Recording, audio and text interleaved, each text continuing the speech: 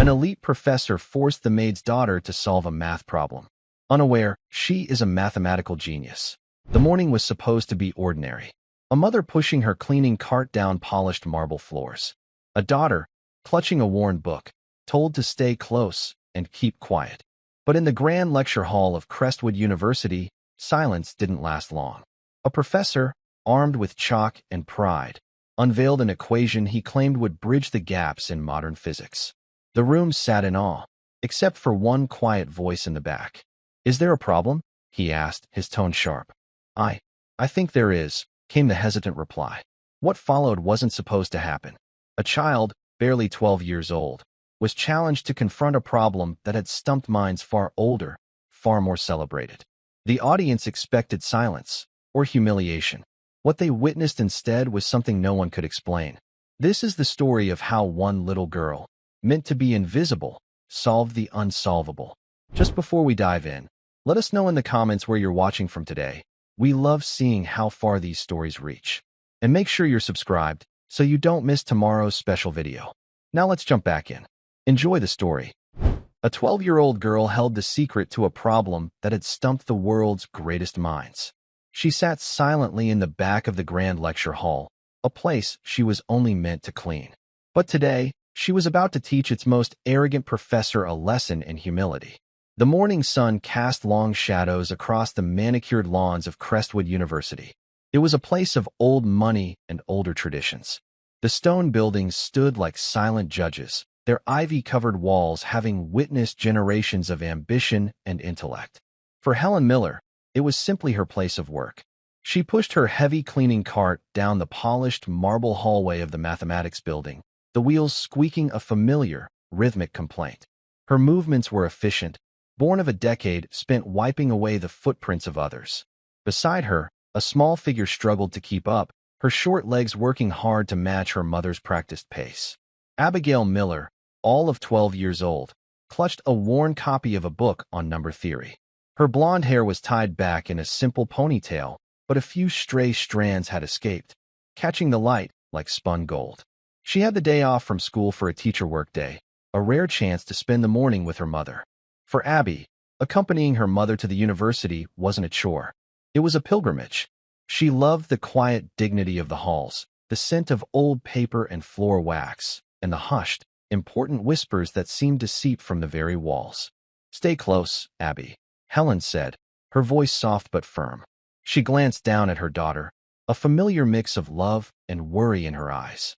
"Dr. Thorne is giving a special lecture in the Grand Hall today. We need to be finished in this wing before the students arrive."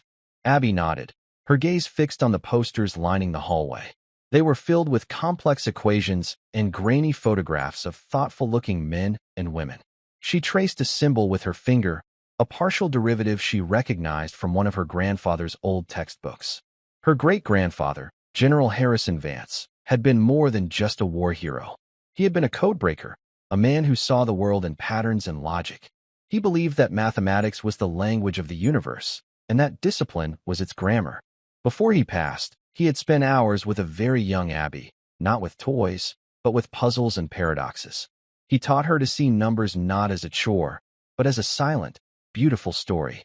He had bequeathed her his mind, his books, and his most prized possession, a conviction that the most complex problems had the simplest, most elegant solutions if you only had the courage to look for them. Helen stopped her cart outside the doors of the Whitaker Grand Lecture Hall. It was the largest on campus, a magnificent amphitheater of dark wood and deep red velvet seats. A massive chalkboard, wiped clean and waiting, dominated the front of the room. "All right," Helen said, pulling out her supplies. "You can sit in the back corner while I work. But you must be absolutely quiet, do you understand? As quiet as a mouse." "I will, Mama," Abby promised. She slipped into the very last row, her small frame almost disappearing in the large, plush seat. She opened her book, but her eyes were drawn to the imposing stage and the man who had just walked onto it. This was Dr. Wallace Thorne. He was exactly as his reputation described him. Tall, impeccably dressed in a tweed jacket with leather elbow patches, and wearing an expression of permanent, mild disappointment in the world around him. He was a titan in the field of theoretical physics, a man whose intellect was matched only by his arrogance. He arranged his notes on the polished lectern, his movements precise and dismissive, as if the very air was not quite up to his standards. Students began to file in, filling the tiered seats. They were graduate students and faculty members, the best and brightest the university had to offer. They spoke in low, reverent tones, their notebooks open, their pens poised. A palpable sense of anticipation filled the room. Dr. Thorne was known for his challenging lectures, and today's topic was particularly dense: non-commutative geometry and its application to quantum loopholes. Helen worked quickly and quietly along the far aisle, her back to the stage, emptying trash bins and wiping down railings. She was a ghost in the room, part of the scenery, utterly invisible to the academic elite who were settling into their seats. She wanted to be done and gone before the lecture officially began, before anyone could question why a child was present. Abby watched, fascinated. She didn't understand all the words on the lecture description, but she saw the patterns in the preliminary equations Dr. Thorne began to sketch on the board. He moved with an unearned flourish, his chalk strokes sharp and aggressive. He was not just writing, he was performing. The standard model, he began, his voice booming through the hall, is, for all its celebrated success, an incomplete tapestry. He paused for effect, letting his pronouncement settle. It fails to account for gravitational singularities. It is, to put it plainly for the less nimble minds among us, a theory full of holes. A few sycophantic chuckles rippled through the front rows. Abby saw her mother flinch slightly at his tone and begin working her way faster toward the exit. Dr. Thorne continued his lecture, weaving a complex web of logic and calculation. He filled the board with symbols that made Abby's heart beat a little faster.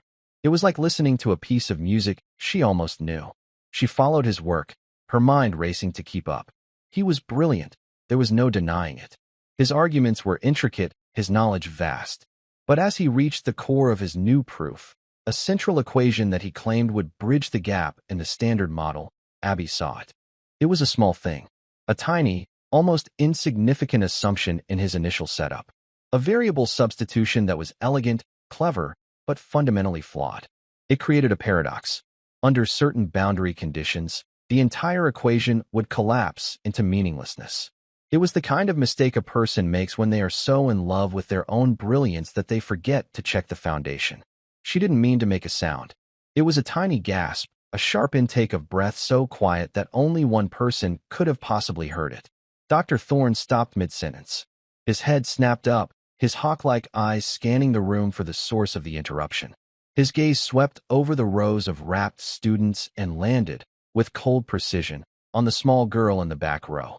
He saw her book, her wide, attentive eyes, and then, with a flick of his gaze, he saw the cleaning cart and the woman in the gray uniform who was now frozen by the exit. His lip curled into a sneer. "Is there a problem?" he asked, his voice dripping with condescension. He wasn't speaking to the academics. He was speaking to her. Every head in the lecture hall turned. 100 pairs of eyes landed on the little girl in the last row. Abby felt a hot blush creep up her neck. She shrank down in her seat, wishing she could disappear into the red velvet. Beside her, she could feel her mother's panic, a silent, vibrating wave of fear. No, sir," Abby stammered, her voice barely a whisper. "No," Dr. Thorne repeated, amplifying the word. He took a slow step down from the stage, moving closer, enjoying the sudden shift in atmosphere. He had found a diversion, a way to underscore his own superiority. "It seemed you had a reaction to my work. Perhaps you've discovered a flaw? Perhaps you'd like to enlighten us all?" Cruel laughter spread through the audience. It was quiet at first, then bolder. Students exchanged smirks. A professor in the front row shook his head with a weary sigh, as if this was typical of Thorne's behavior. Helen stood rigid by the door, her face pale. She wanted to run to her daughter, to shield her, but she was paralyzed by the weight of so many important eyes. "My daughter was just leaving," Helen said, her voice trembling slightly. "I apologize for the disturbance, Doctor." Dr. Thorne ignored her completely. His focus was entirely on Abby, a predator toying with its prey. "Come now," he pressed, a malicious glint in his eye. "Don't be shy. We are all scholars here. Or mostly." He let that final word hang in the air, a clear insult to Helen's presence. Abby clutched her book to her chest. Her mind was a whirlwind of her great-grandfather's words. Never be afraid of the truth, Abigail. Numbers do not lie, and they do not judge. People do. It's just. She began, her voice still shaky. In the third line, the Kontorovich substitution. The laughter died instantly. A deep, profound silence fell over the hall. The students and faculty stared, mouths slightly agape. The Kontorovich substitution was not an elementary concept. It was a complex technique used in advanced quantum mechanics. For a child to even know the name was startling. Dr. Thorne's smug expression faltered for a fraction of a second. Surprise, then annoyance, flickered across his face. He quickly masked it with a look of feigned patience. Ah, the Kontorovich substitution. And what, precisely, is your expert opinion on it? He was still mocking her, but now there was a sharp edge to his tone. He had been caught off guard and did not like it. It doesn't remain stable when you approach a zero-point energy field, Abby said, a little more confidently now. The mathematics was a safe place, a fortress of logic where his condescension couldn't touch her. The equation becomes undefined. The silence in the room became heavier, charged with disbelief. A visiting professor from Caltech, a kind-faced older woman named Dr. Evelyn Reed, leaned forward in her seat, her brow furrowed in concentration as she looked back at the board. She saw what the child was talking about. She saw the flaw. Dr. Thorne stared at Abby, his face hardening. The amusement was gone, replaced by a cold fury. This was not just an interruption anymore. It was a challenge to his authority, coming from the most humiliating source imaginable. The daughter of the maid. Is that so? He said, his voice dangerously quiet. An expert on zero-point energy fields. How remarkable. And where did you acquire this advanced knowledge? Your elementary school playground. The insult was sharp, meant to cut deep and put her back in her place. But Abby didn't shrink this time. She thought of her mother, standing mortified by the door. She thought of her great-grandfather, who had faced down entire armies with less fear than she felt now. My great-grandfather taught me, she said simply. Dr. Thorne let out a short, dismissive laugh. And I suppose your great-grandfather was a Nobel laureate? He was General Harrison Vance, Abby said, her voice clear and steady. The name dropped into the silent room like a stone. General Harrison Vance, the hero of the Ardennes campaign, the legendary strategist and codebreaker, the man for whom the university's College of Applied Sciences was named. The name Vance Hall was carved in stone above the main entrance. Dr. Thorne froze. His face went blank with shock. Every person in that room knew the name. They walked through the building named after him every single day. The connection was so absurd, so unbelievable, that no one knew how to react. But Thorne recovered quickly, his arrogance a shield against the impossible. He saw this not as a moment for humility, but as a challenge to be crushed. He would prove that this was a fluke, a lucky guess, a name dropped for effect. General Vance was a soldier, not a physicist. He snapped, his composure cracking.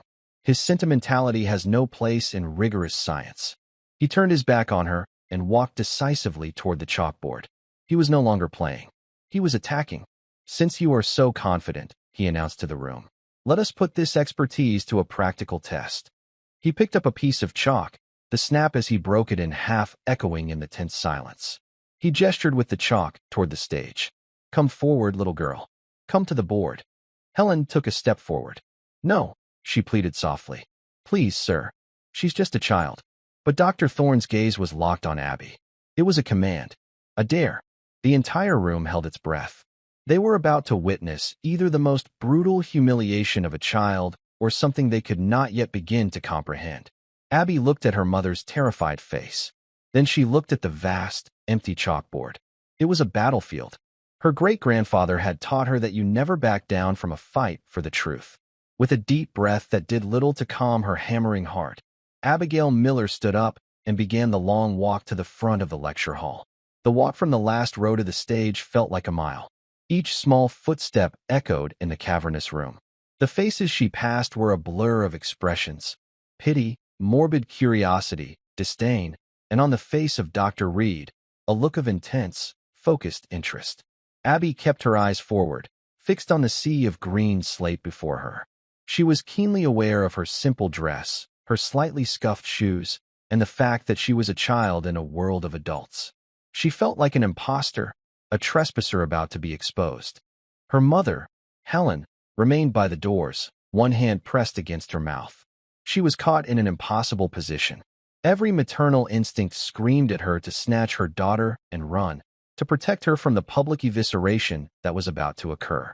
But another part of her, a part that had seen Abby solve complex problems in her notebooks late at night, a part that remembered the fierce pride in her grandfather's eyes as he spoke of the child's gift, was frozen in place. She could not bring herself to interfere with this strange, terrifying destiny that was unfolding. Abby reached the stage and stepped up onto the raised platform. She was so small she seemed swallowed by the space. The lectern towered over her. Dr. Thorne stood beside the chalkboard, a grim, self-satisfied expression on his face. He had successfully turned this into a spectacle, and he was the ringmaster. "Now," he said, his voice loud and patronizing, "let's not overcomplicate things. We'll start with a simple warm-up exercise." He turned to the board and, with swift, precise strokes, wrote out a partial differential equation. To the graduate students in the room, it was a standard, if challenging, problem from fluid dynamics. The Navier-Stokes equation adapted for a non-Newtonian fluid. It was something a doctoral candidate would be expected to solve, but it was by no means simple. For a 12-year-old, it should have been as incomprehensible as a foreign language. The word simple was an act of pure academic cruelty. "Take your time," Dr. Thorne said, the false generosity in his tone making it clear he expected her to stand there in humiliated silence until he dismissed her. He held out the piece of chalk. Abby's hand trembled as she reached for it. The chalk felt cold and foreign in her small fingers. She stared at the equation on the board. The symbols swirled in her vision for a moment, a chaotic jumble. The weight of all those eyes felt like a physical pressure. Behind her, she heard a student whisper to another, "This is cruel." Even for Thorne. She took a slow, deep breath, just as her great-grandfather had taught her. "Center yourself, Abigail. Look at the terrain. Don't see the enemy. See the problem. The problem is never personal." The numbers and symbols began to settle. The chaos receded. She saw the flow. She saw the relationships between the variables. It was a system, and like any system, it had rules. It had a beginning and an end. She had never seen this exact equation before, but she had seen hundreds like it in her great-grandfather's books. He had been obsessed with fluid dynamics, believing its principles applied to everything from airflow over a wing to the movement of troops on a battlefield. She raised the chalk to the board. The tip hovered for a moment, a tiny white speck against a vast green universe. And then, she made her first mark. The room was silent, but it was a different kind of silence now. It was the silence of intense concentration. Dr. Thorne leaned back against the lectern, arms crossed, a smirk still playing on his lips, ready to watch her fail. Abby began to write. Her first few lines were hesitant, the chalk strokes a bit shaky. She was laying out her initial conditions, defining her terms. Then, her confidence grew. Her hand became steadier. The scratching of the chalk was the only sound in the hall. She moved from one line to the next with a methodical grace that was unnerving. She wasn't guessing. She was navigating. She used a tensor transformation to simplify the pressure gradient, an elegant move that made several students in the front rows straighten up in their seats. They recognized the technique. It was efficient, clean. Dr. Thorne's smirk slowly faded. He uncrossed his arms and took a step closer to the board, his expression shifting from condescension to mild confusion. He watched her work, his eyes scanning for errors. He found none. Her logic was flawless. Her execution, impeccable. Abby was no longer in the room. In her mind, she was back in her great-grandfather's dusty study, the smell of old books and pipe tobacco in the air. He was there beside her, his voice a low rumble. "Don't just solve it, Abby. Find the beauty in it. Find the shortest path. An elegant solution is a victory in itself." She reached a difficult integration. Instead of using the standard, brute force method that would have taken 10 lines of complex algebra, she paused. She tilted her head, just as she had seen her great-grandfather do countless times. Then she made a substitution, referencing a Green's function. It was a stunningly intuitive leap, a shortcut that was both brilliant and correct. It bypassed the most difficult part of the problem entirely. In the front row, Dr. Evelyn Reed's eyes widened. She quietly took off her glasses and began to clean them, as if she could not believe what she was seeing. She had given this very problem to her own graduate students at Caltech last year. The cleverest among them had solved it, but not a single one had seen the shortcut Abby had just employed. After 4 minutes of nonstop writing, Abby wrote the final line of the solution. She underlined it twice, a habit her great-grandfather had insisted upon. "Mark your victory," he used to say. She placed the small piece of chalk neatly in the tray at the bottom of the board and stepped back. The hall was utterly still. A complete, unbroken silence hung in the air. The solution, long and complex but perfectly ordered, covered a large section of the chalkboard. It was not just correct, it was a work of art. Dr. Thorne stared at the board. He walked its length, his eyes tracing every symbol, every line of her proof. His face was a mask of disbelief. He was searching, desperately, for a mistake, a flaw, anything that would allow him to reclaim his authority. There was nothing. He turned from the board and looked at Abby, truly looked at her, for the first time. He didn't see the maid's daughter anymore. He saw an inexplicable, infuriating mystery. "That is," he started, his voice strained. He cleared his throat. "That is correct." The admission seemed to physically pain him. He forced a dismissive tone, a standard application of known principles. Any competent student should have been able to manage it. But his words rang hollow. The lie was obvious to everyone in the room. Dr. Reed in the front row put her glasses back on and shook her head slowly, a small, incredulous smile on her face. The students weren't looking at Dr. Thorne anymore. They were all looking at the 12-year-old girl in the simple dress who stood quietly on the stage. Unwilling to accept defeat, unwilling to let this child dismantle his reputation, Dr. Thorne's pride took a dark turn. He would not be upstaged. If she could solve a difficult problem, he would give her an impossible one. He would break her. "Very well," he said, the edge in his voice now sharp as glass. He picked up an eraser and, with angry, violent swipes, cleared a large space on the board. "The warm-up is over. Let's try something more substantial." He turned and began to write a new equation. This one was different. It was jagged, complex, filled with esoteric symbols Abby had only ever seen in the most advanced journals, the ones her great-grandfather had kept locked in a special cabinet. It was not a problem from a textbook. This was the frontier. This was a piece of his own, unpublished research. "This," he announced, his eyes fixed on Abby, "is a problem related to the topology of quantum spacetime. It has implications for understanding what happens at the very instant of the Big Bang." He turned to face her, his expression a cold mask of intellectual superiority. It has, to date, remained unsolved. He was not asking her to solve a problem. He was asking her to do what he and his most brilliant colleagues had failed to do. It was a checkmate, a final, public execution of her unexpected talent. "If you would like to return to your seat," he said, the mock courtesy returning to his voice, "no one would blame you." The challenge was laid. The entire room seemed to lean forward as one. They had just witnessed a miracle. Now they were about to see the miracle extinguished. Abby looked at the monstrous equation on the board. A knot of genuine fear tightened in her stomach. She did not recognize the notation. The structure was alien to her. For the first time, she felt completely and utterly lost. Doubt, cold and sharp, pierced through her concentration. "Maybe he's right," a small voice whispered in her head.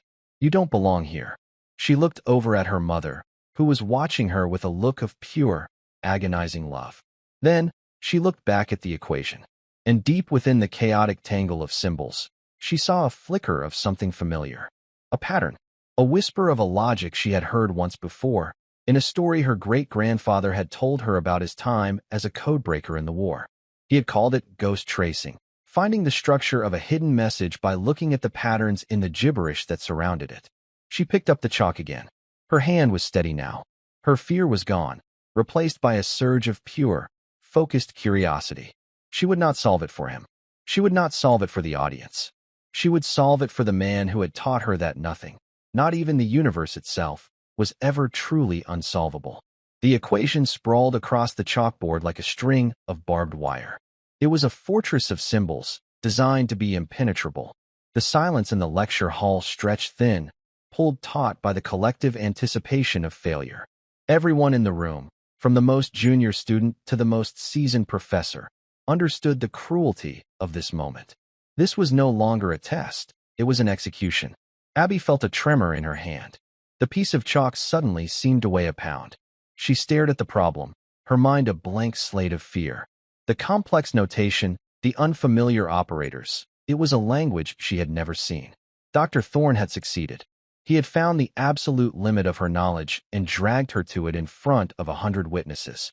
She could hear the soft rustle of clothing as people shifted uncomfortably in their seats. She could feel the pity. It was worse than the laughter. Her gaze drifted past the chalkboard, toward the dusty corner of the stage where a water pitcher sat on a small table.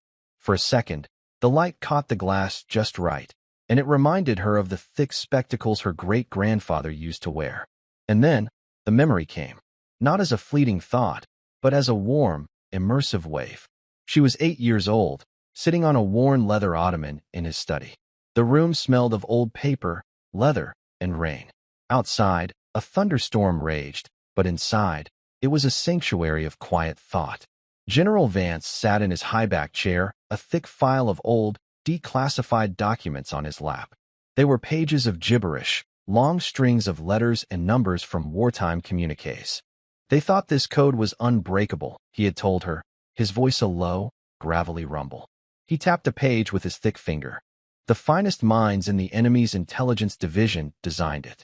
They used the most advanced mathematics of their day. They believed they had created perfect chaos. But you broke it, little Abby had said, her eyes wide. Ah, he chuckled. But I didn't attack the code, Abigail. That's the mistake everyone else was making. They were trying to fight the fortress wall head-on. I looked for its shadow. Its echo. He pulled a clean sheet of paper toward them and began to sketch. Imagine the real message is a person walking down the street. The encrypted message is their shadow. The shadow looks distorted, stretched, sometimes barely like a person at all. But it is always connected to the source. It must follow the same rules of movement. You see, he had spent the next hour showing her. He didn't teach her cryptography. He taught her pattern recognition in its purest form. He showed her how to ignore the noise, the deliberate misinformation, and look for the faintest traces of underlying structure. He called it ghost tracing. The answer is always there, he had said, his voice dropping to a near whisper as he leaned in close. Always. But it's shy. It hides behind the noise. You must be patient. You must be quiet. And you must look at the problem from a place they never expected anyone to be looking from. The lecture hall came rushing back into focus. The rows of faces, the imposing figure of Dr. Thorne, the monstrous equation on the board. But something had changed. The fear was gone. The equation no longer looked like barbed wire. It was a shadow. And Abby knew, with a sudden, bone-deep certainty, how to find the person casting it. She raised the chalk to the board. Dr. Thorne watched, a cynical arch to his eyebrow. He expected a few meaningless scribbles, then tears. Abby didn't start at the beginning of the equation. She didn't even write on the same line. She moved to a clean space on the far right of the board and wrote a single, simple-looking matrix. It was a 2x2 grid with 4 numbers in it. To the physicists and mathematicians in the room, it was utterly nonsensical. It had no apparent connection to the topological nightmare on the left. A student in the third row stifled a laugh. Dr. Thorne shook his head, a look of vindicated disgust on his face. If you are finished with the abstract art, he said, his voice dripping with sarcasm, you may step down. Abby ignored him. She wrote a second matrix next to the first, then a third. She was creating a sequence. It was the beginning of a pattern, a rhythm only she could hear. Dr. Reed, in the front row, leaned forward again. She was no longer watching the girl. She was watching the matrices. There was a logic to their progression, but it was a logic she had never seen before. It was not from any textbook. What is she doing? A professor whispered to Dr. Reed. I don't know, Dr. Reed whispered back, her voice tight with fascination. She's mapping the problem's symmetries, but not in 3 dimensions. It's almost as if she's adding a fourth, a rotational one.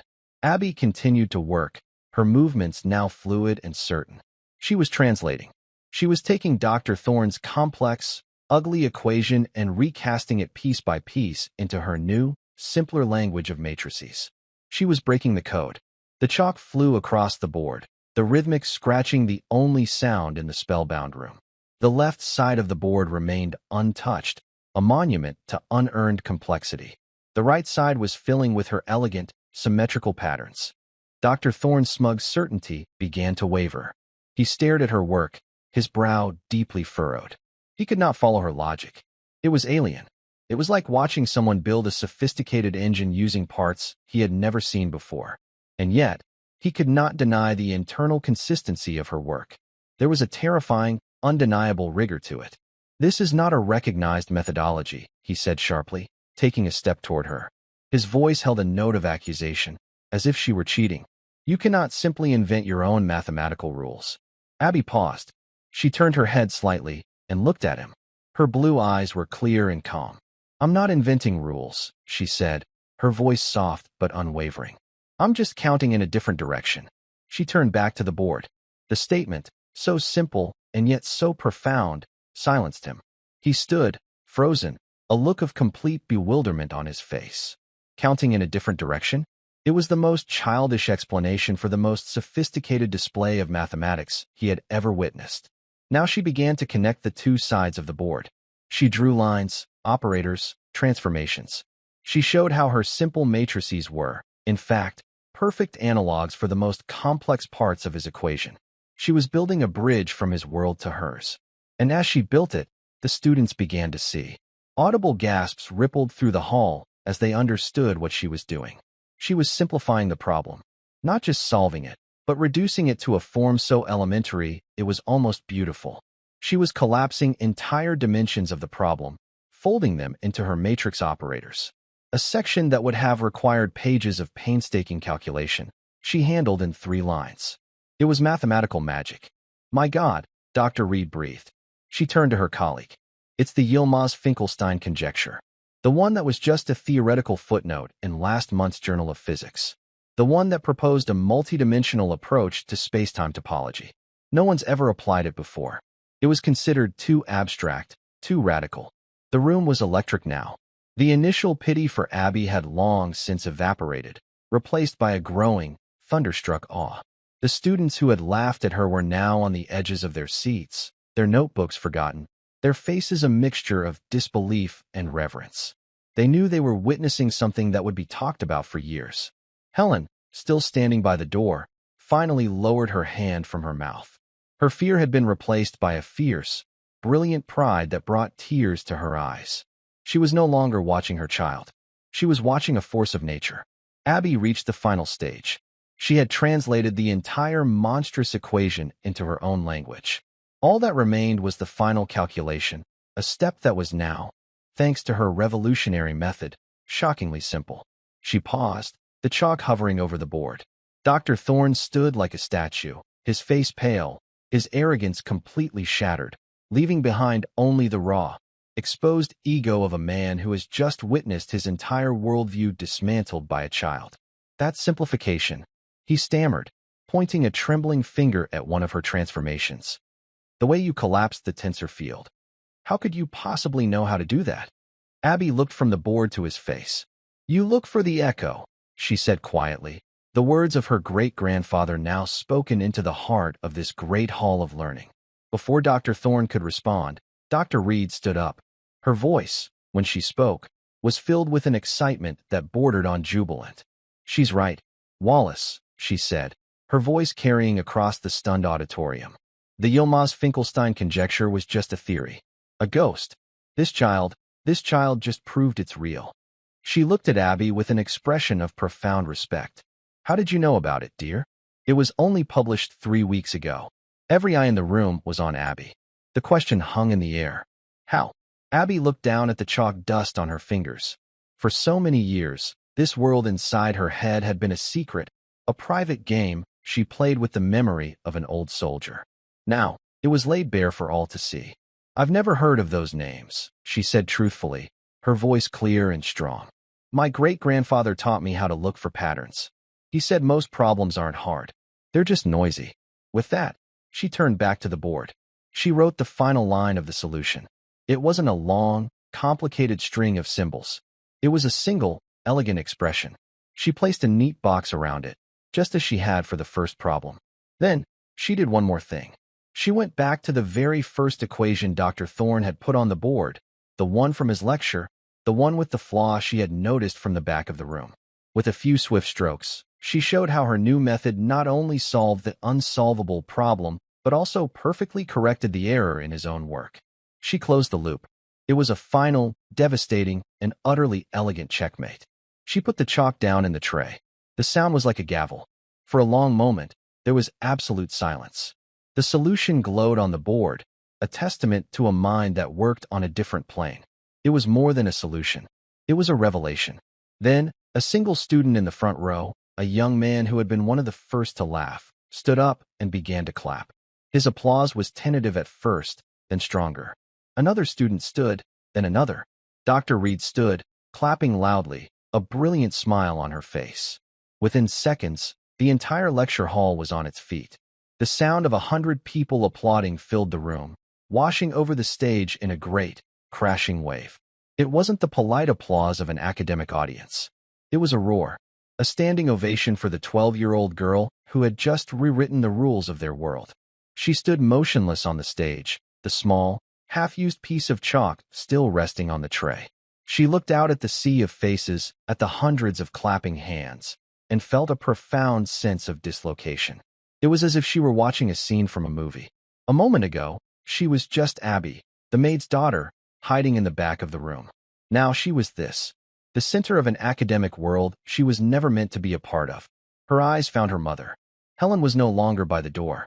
She had taken a few hesitant steps into the main aisle, her face streaked with tears, her expression a dizzying mix of shock, pride, and a fierce, protective love. Their gazes locked across the crowded room, and in that moment, the thunderous applause faded into a distant hum. There was only her mother's face, the anchor in her suddenly tumultuous world. On the stage, Dr. Thorne was a man adrift. The ovation was not for him. The reverence in the room was not directed at his intellect. He was an obstacle that had been overcome, a footnote in a story that was now, astonishingly, all about the child beside him. He stared at the chalkboard, at the elegant, irrefutable proof that had undone him. He looked like a king who had just discovered his castle was made of sand. His shoulders slumped. The fire in his eyes was gone, replaced by the hollow gray ash of humiliation. He had sought to make an example of a child and had, in turn, been made a fool of by a prodigy. The irony was a bitter pill, and he was choking on it. The applause eventually subsided, leaving a charged, buzzing silence in its wake. No one knew what to do or say next. The lecture was forgotten. The academic order of things had been turned completely upside down. It was Dr. Evelyn Reed who finally broke the spell. She made her way from the front row, stepping up onto the stage with a sense of purpose. She bypassed Dr. Thorne completely, her focus entirely on Abby. She knelt down so that she was at eye level with the child, her kind face crinkling into a warm, genuine smile. "That was the most remarkable thing I have ever witnessed in my 40 years as a physicist," she said, her voice soft but clear, meant for Abby alone. "My name is Evelyn, and I am very, very pleased to meet you." Abby looked into the woman's intelligent, compassionate eyes and felt the last of her tension melt away. "I'm Abby," she whispered. "I know," Dr. Reed said, her smile widening. "I have a feeling the whole world will know your name soon." She glanced over at Helen, who was now slowly, timidly approaching the stage. "And you must be her mother. You must be incredibly proud." Helen reached the stage, her work-worn hands clasped tightly in front of her. She looked from the esteemed professor to her daughter, her heart too full for words. She simply nodded, tears welling in her eyes again. Dr. Reed stood up and turned to face the rest of the room. "I believe," she announced, her voice resonating with authority, "that this lecture is concluded. But I think we can all agree that our education has just begun." She then turned her gaze, sharp and direct, upon Dr. Thorne. The disgraced professor flinched as if struck. He had been trying to shrink into the background, to become invisible, but Dr. Reed's attention pinned him to the spot. "Wallace," she said, her tone no longer warm but cool and precise. "You owe this child an apology." The demand was unequivocal. A murmur of agreement rippled through the audience. Thorne's face, already pale, turned a blotchy, furious red. Apologize? To the maid's daughter? To the child who had just intellectually dismantled him in front of his peers and students? The very idea was a violation of the natural order as he understood it. His pride, though battered and broken, still had its reflexes. An apology for what? He spat, his voice a low, venomous rasp. For challenging a student? For upholding academic rigor? No, Wallace, Dr. Reed said, her voice cutting through his bluster like a scalpel. An apology for your cruelty, for your arrogance, for using your position of power to bully a child in an attempt to soothe your own fragile ego. You did not test her. You tried to break her. And you failed. Each word was a hammer blow. Dr. Thorne recoiled, his face a mask of fury and shame. He opened his mouth to retort, but no words came. He looked out at the faces of his students, his colleagues. He saw no support. He saw only contempt and disappointment. He had been exposed, not just as a flawed academic, but as a small and petty man. Without another word, he turned on his heel. He snatched his papers from the lectern, his movements jerky and uncoordinated, and stalked off the stage, disappearing through a side door. His exit was not dignified. It was the flight of a defeated man. A tense silence followed his departure. Dr. Reed turned back to Abby and Helen, her expression softening once more. Good riddance, she said with a wry shake of her head. Now, to more important matters. She took a business card from her jacket pocket. Mrs. Miller, Abigail. I am the head of the Department of Physics at the California Institute of Technology. I came here today expecting to be bored by a lecture. Instead, I believe I have found the future of theoretical physics. She offered the card to Helen. I understand this is a lot to take in, but when you've had a moment to breathe, I would very much like to talk to you both. About everything. About Abby's education. About her future. A mind like hers, it doesn't belong in the back of a classroom. It belongs at the very front. Helen stared at the card in her hand. California Institute of Technology. It was a name from another universe, a world of prestige and intellect she had only ever cleaned the floors of. The idea that this world was now reaching out, inviting her daughter in, was too immense to fully comprehend. Suddenly, a new voice cut through the air. I believe Crestwood University might have something to say about that. All heads turned. Standing in the main aisle was the university's dean, a stately man named Dean Albright, who had clearly been summoned by a panicked faculty member. He had an expression of grave seriousness on his face, but his eyes, when they looked at Abby, were wide with wonder. He had heard the story in a breathless, jumbled report. He had seen the proof still glowing on the chalkboard. Dr. Reed, the dean said, nodding respectfully. A pleasure to see you, though I wish the circumstances were less dramatic. He then walked toward the stage. He did not address Helen as the maid. He did not address Abby as a child. He addressed them as people of sudden and immense importance. Mrs. Miller, Miss Miller, he began, his voice imbued with a new, profound respect. On behalf of Crestwood University, I wish to offer my most sincere and profound apologies for the conduct of Dr. Thorne. His behavior was inexcusable and does not reflect the values of this institution. He paused, letting his words sink in. His tenure is, as of this moment, under immediate review. The dean then turned his full attention to Abby.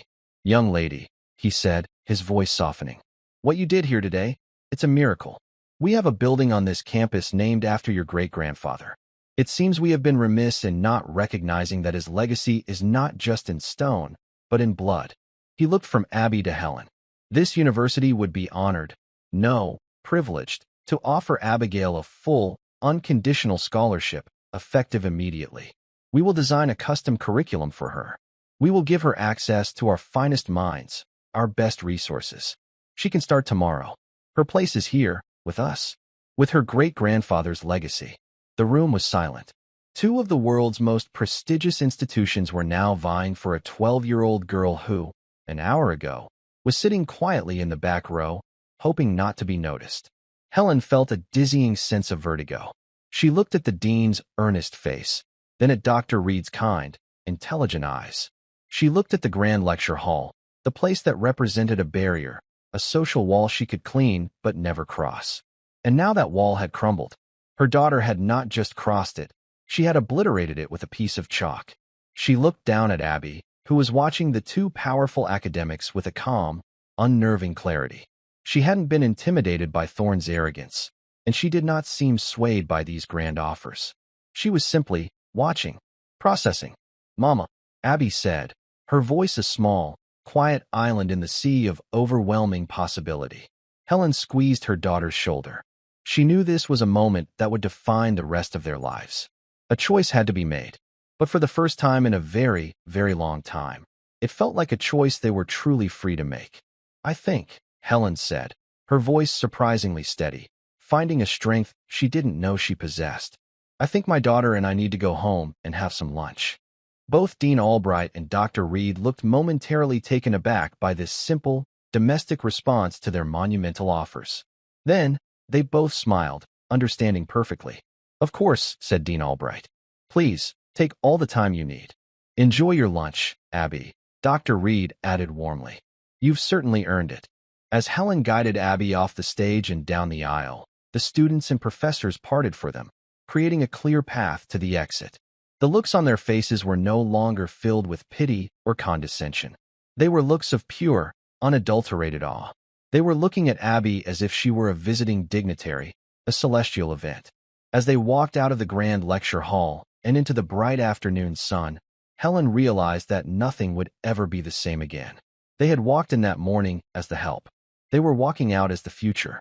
1 year later, the lecture hall was the same, but the energy was entirely different.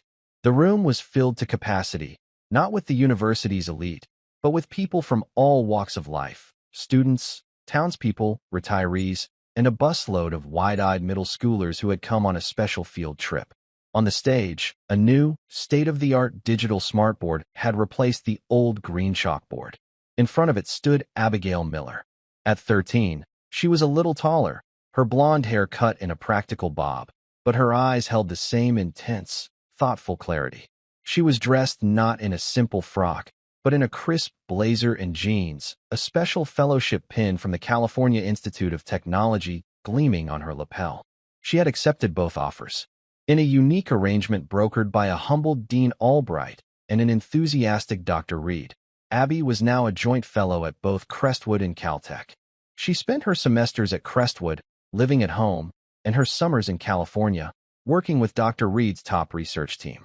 Today, she was giving her first public lecture, launching Crestwood's new Young Innovators outreach program. Her topic, The Shape of a Shadow, Finding Simple Patterns in Complex Problems. In the front row sat Helen Miller. She was no longer wearing her gray work uniform. She was dressed in a smart blue dress, a confident smile on her face. She had quit her job as a maid months ago. A generous endowment, established in Abby's name by a group of wealthy university alumni, and discreetly contributed to by a repentant Dr. Thorne, who had been demoted to a non-teaching research position, had ensured that Helen would never have to push a cleaning cart again. She now worked part-time at the university library, helping young students navigate the archives, a job she loved. Abby finished her explanation of a complex theorem, her voice clear and engaging, free of jargon. She made the universe seem accessible, beautiful. A young girl in the third row, one of the middle schoolers, tentatively raised her hand. Abby smiled, a warm, genuine smile that lit up her face. Yes, she said, her voice full of encouragement. Don't be shy. The girl stood up, clutching her notebook. I don't get it. She stammered, her face turning red. It seems too hard. I'm not a genius like you. Abby's smile softened. She put down her stylus and walked to the front of the stage, closer to the audience. My great-grandfather was a soldier, she said, her voice resonating with a quiet power that held the entire room captive. He taught me that the bravest thing you can do is not to have all the answers, but to be willing to ask the questions. Genius isn't about what you know. It's about being brave enough to admit what you don't. The only impossible problem is the one you're too afraid to try. She looked from the young girl to the rest of the audience, her gaze sweeping over every hopeful face. Your question, she said, her voice ringing with the profound, simple truth she had learned on this very stage, is the most important part of the solution. Helen watched her daughter, her heart swelling with a pride so immense it felt like it could light up the entire hall. The shy, quiet girl was gone, and in her place stood a young woman who had found her voice, her purpose, and her own elegant solution to the world. The day of the lecture hadn't just changed their lives. It had changed the future, one question at a time. And that's where we'll end the story for now. Whenever I share one of these, I hope it gives you a chance to step out of the everyday and just drift for a bit. I'd love to know what you were doing while listening. Maybe relaxing after work, on a late-night drive, or just winding down. Drop a line in the comments. I really do read them all. And if you want to make sure we cross paths again, hitting like and subscribing makes a huge difference. We are always trying to improve our stories, so feel free to also drop your feedback in the comments section below. Thanks for spending this time with me.